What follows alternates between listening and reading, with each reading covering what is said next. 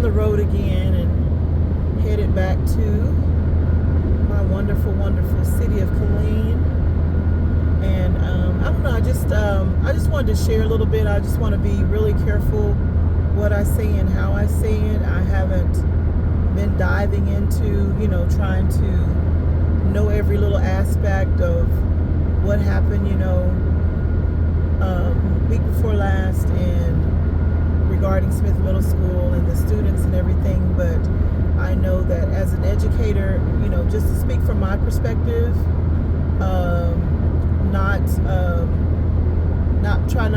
not being biased or anything, but I just wanted to say that the other night at my mom's, I looked at there was a press conference, I believe night before last, and somebody in the comments, I was reading the comments, which are very hurtful, very judgmental, very disheartening, especially coming from adults. And first of all, I just want to say, parents, teachers, administrators, politicians, it doesn't matter. We're all in a leadership position. We have eyes on us. There is somebody that is younger than us, more vulnerable than us, that are looking up to us. And so we have to be real careful what we say. Just because we have freedom of speech doesn't mean we always have to say the first thing that comes to our minds. And so that's why I've been real quiet and real careful, not seeking out a lot of information, or calling people, hey, what do you know, what happened, or what, because to me it just begins to sensationalize things. And not only that, we can become insensitive by doing so. So I do want to say this. In the comments, there was one comment out of, I think, like 40 something, that someone said, stop blaming the teachers. Now, we all know that in every position, whether you're at McDonald's or Merrill Lynch, or you're at a Fortune 500 company, it does not matter. There's always going to be people who don't pull their weight, people who don't show up, people who don't do their job, people working on burnout, people who need to be phased out. But there are people who are doing good. They have a good work ethic. They're showing up and they're trying to do so much with very little resources, very little support, very little obedience from the students that we teach. Now it has become where a lot of these spaces, the students run the spaces, because people will do what you allow them to do. I don't care if they're 3 or 33. They will do what you allow them to do. And if you let it go on for so long, then it is hard to get control. And I remember week before last, I wasn't sleeping. I mean, KISD's had some losses, and one got overshadowed by the other, and they're both tragic in their own right. They both need the attention and the love and the sensitivity of it all. So it's just, I think now just being able to say something and say something not under duress or having such a heavy heart.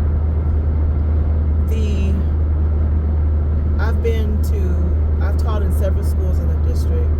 Some are different as day and night. Some are the same. Some have changed drastically. We are at a crossroad in our education system where, because we have lost control, we have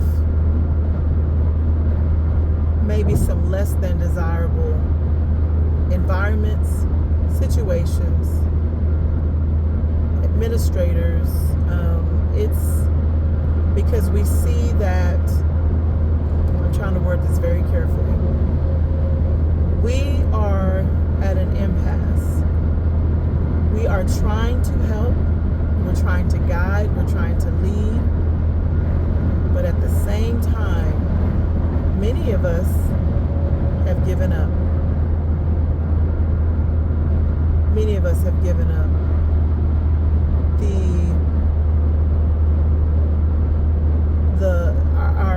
Our state, our nation, our education system is broken.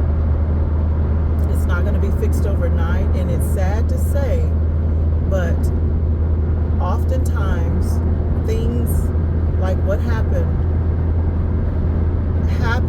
or may happen,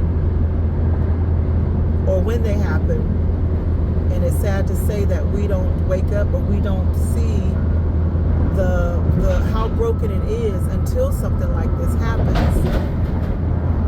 And we have to be careful that we aren't reactionary when we should be responsive. We're not responding. We're not responding. We're calling what's good, evil. We're calling what's evil good. It's just one of those things where we are just lawlessness, even among adults, even among parents, just the whole situation with the phones, the whole situation with just the things that you hear students say, the things that they're repeating, they're getting it from home. And if there is a mandate or a rule that is set up for the good of our children, then it should be, I know it won't, it should be supported by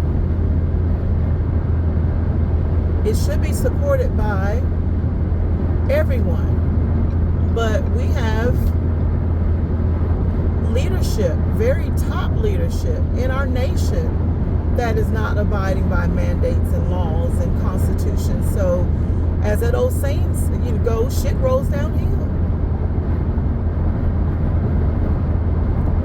There are eyes on us, and when lawlessness abides, chaos takes over.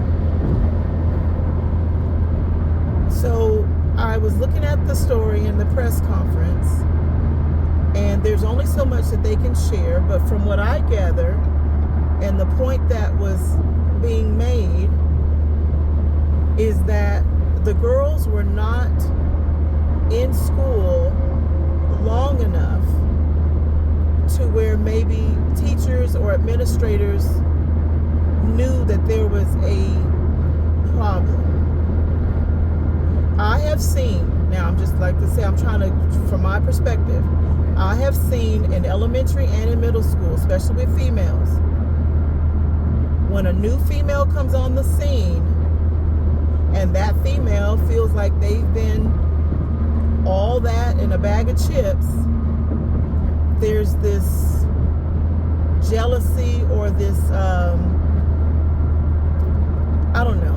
Like I say, I don't know the situation, but I'm just looking at the record. Somebody, you can go and pull up that story. Look at where they said the attendance was. So I was under the impression, again, just from hearsay, that these girls had a long-term relationship. I don't feel or believe that was the case because they were not in school together for a long period of time. Either one was new, or maybe one was coming back from alternative, because you disenroll. For those of you that don't know, and you've had you haven't experienced that, or your child having to go to alternative school, then you don't know how it works. And that's why I say a lot of times with these comments and stuff, we're talking about things that we don't know. We have no idea. And you can't disclose. These are minors.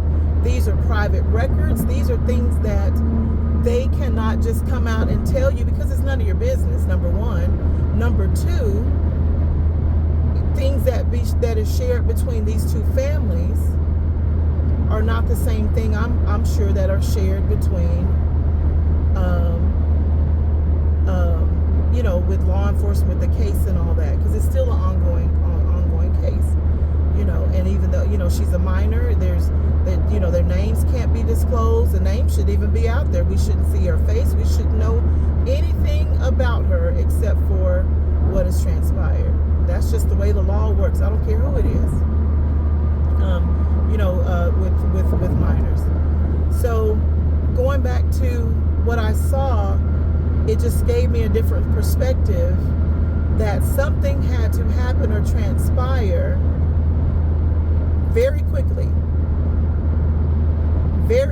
because these girls had not developed a relationship unless they have developed a relationship outside of Smith Middle School. We see relationships being formed now through social media. 2 years ago, when I was at elementary, the social bullying in these chats, it got to be where students were losing sleep. They were afraid to come to school. It disrupted in the classroom, and I was always like, and I back my administration. If it trickles over from out there to in here, then you are distracting. You're taken away from learning. And yes, they got involved, and I'm seeing it again this year in middle school. Social media, the videotaping of the fights, they're planned. A lot of them are planned. That's why the phones have become a problem. And parents, if you say, I want my phone so my kid can contact me, it is deeper than that. They can walk themselves right up to that office and call you if it's an emergency, update your contact information. I had a student a few weeks ago, very, very upset.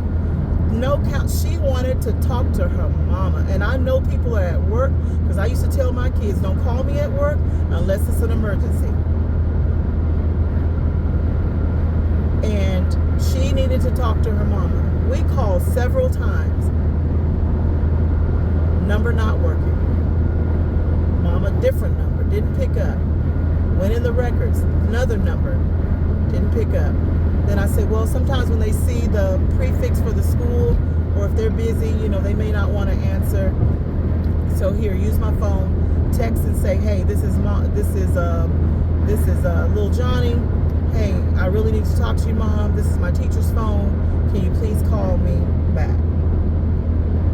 I do that. I'll do that for students. If it's something where I feel, this girl was literally upset. She needed to talk to her mom. And by the end of the day, nothing.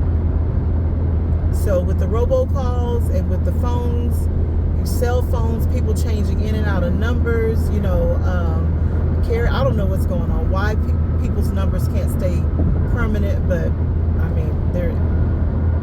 it happens. But call that school. As soon as your number changes, call that school and update them. You call them about everything else.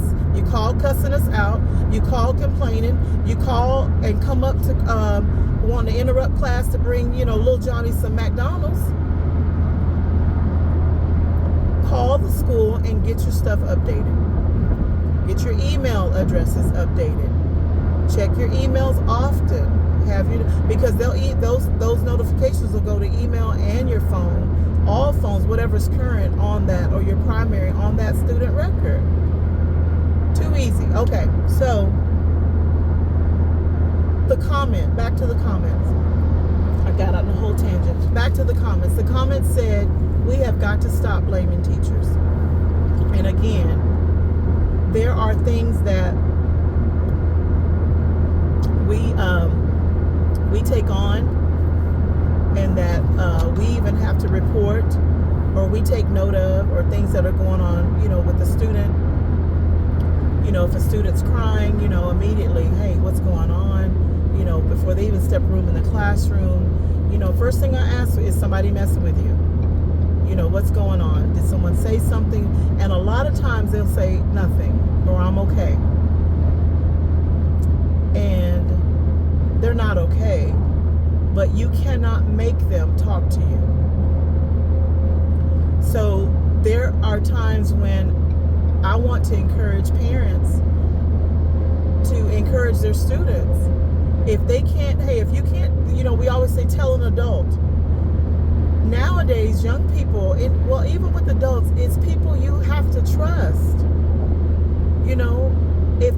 trust you, they're not going to talk to you, especially boys. If you have not built a relationship with that student, and then you go and tell an adult you haven't built a relationship with, and nothing happens, and that student may not say anything ever again. You got to get in their heads, their minds. You know your child well enough. They're not just going to talk to anybody. They'll tell their friends what's going on before they tell an adult. And then if they tell the wrong friends, then that can be detrimental. That becomes a thing. Have your business all over the school.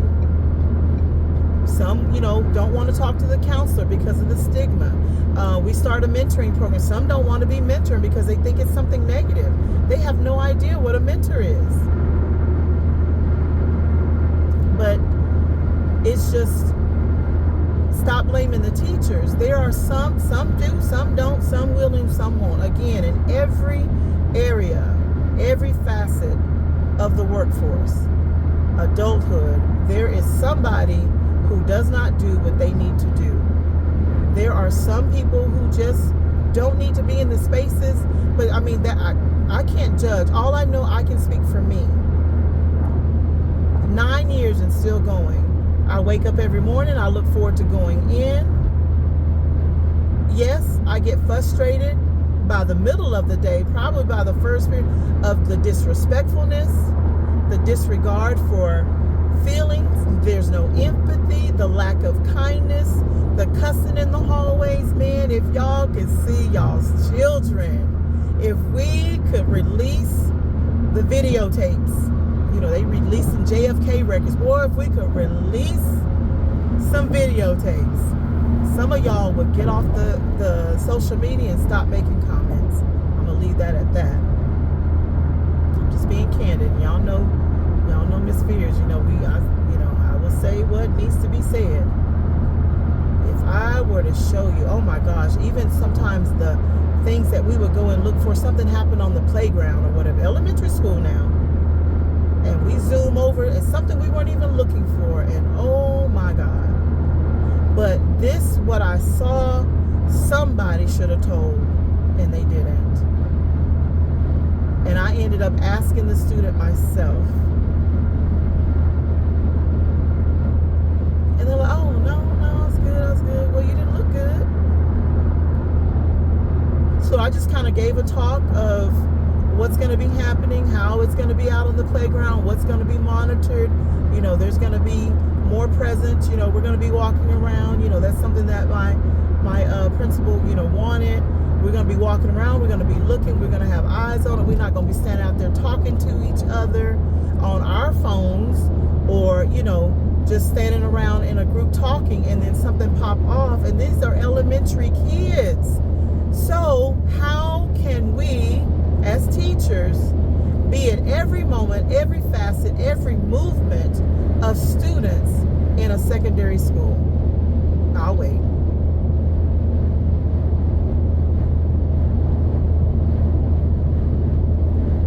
Comments. Teachers need to do better.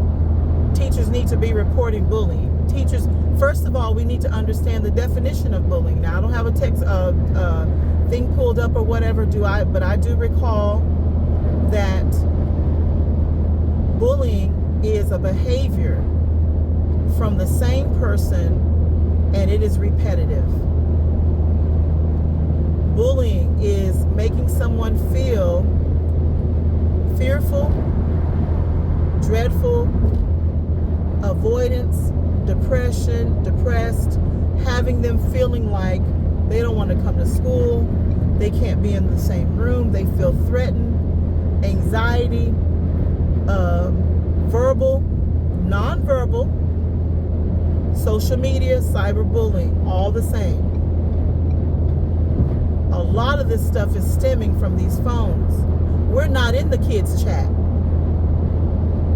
Stop blaming teachers. Secondly, a lot of students, especially when they get to that teen, that preteen, or that adolescence age, they don't talk to us. They don't tell you everything. So how are they going to tell us? We usually don't know that something is going on until it happens. Stop blaming teachers.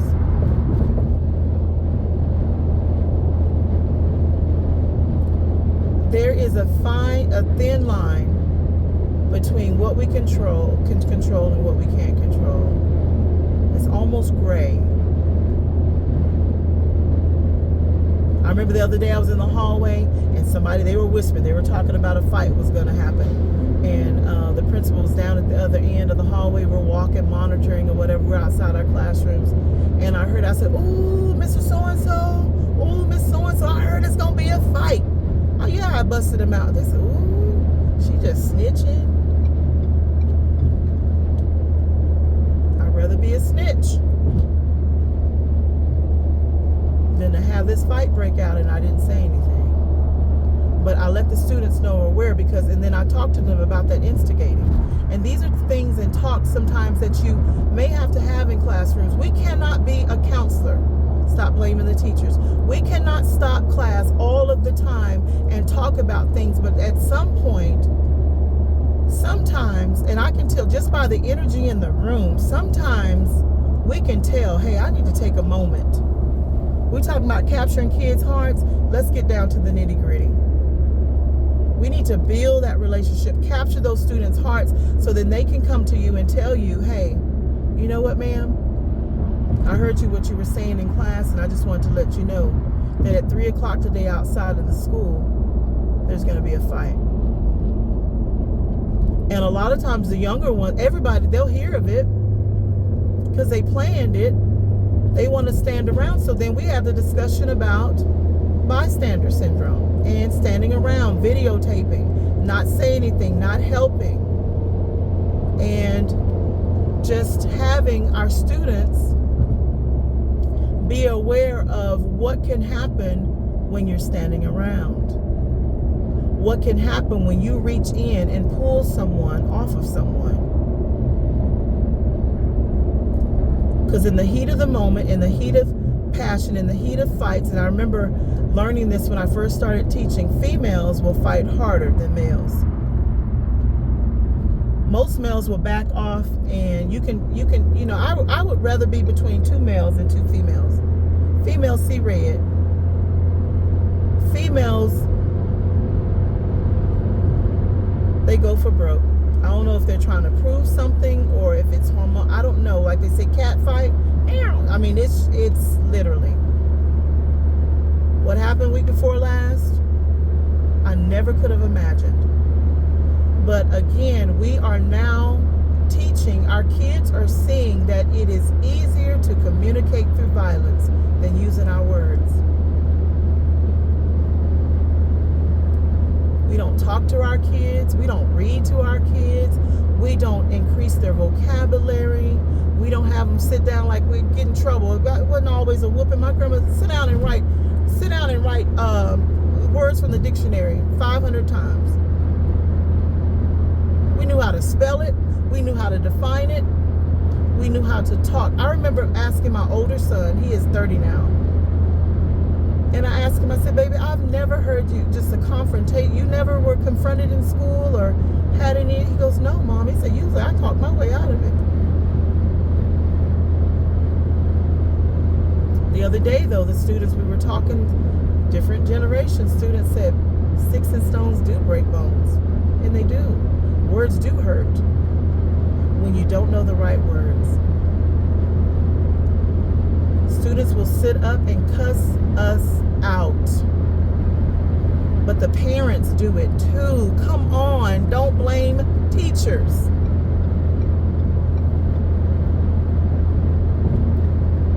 They have no, and I tell my students a lot of times that I said, how are you talking to adults? There is no way you're not doing that at home. Because parents who don't allow that at home, the kids will not do it because the kids know the expectation of their parents. If I call daddy, and I had a student, every time I called daddy, he would break down and just be about to cry and just lose his mind. But if I called mama, it was okay. But let me tell you, if I called daddy, but it got to where the behavior increased, then, okay, this is a facade. Surely you're not afraid of daddy anymore because you still keep doing the same behavior. Stop blaming teachers. We are trying. how would you feel that you're in a school and your child is in a school and they're hanging out with kids who call teachers bitch ass niggas, ugly ass bitch? I've been called all those and worse. And if they don't call us, they use their devices and message it to us. Oh yeah, I'm about to air out some laundry. Stop blaming teachers.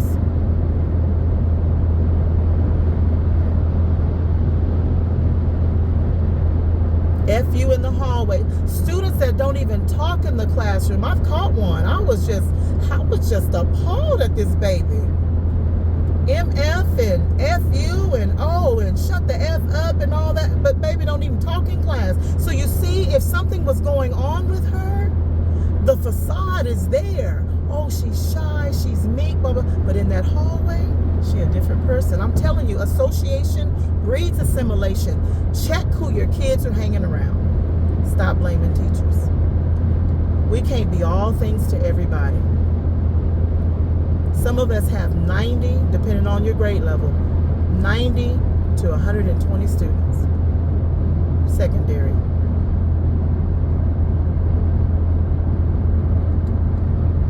And it's starting in elementary. We're at a different generation. And if you expect to raise your children in this generation the same way that you were raised when you were coming up in school, that might be the problem. It's not the same. It's nowhere near the same.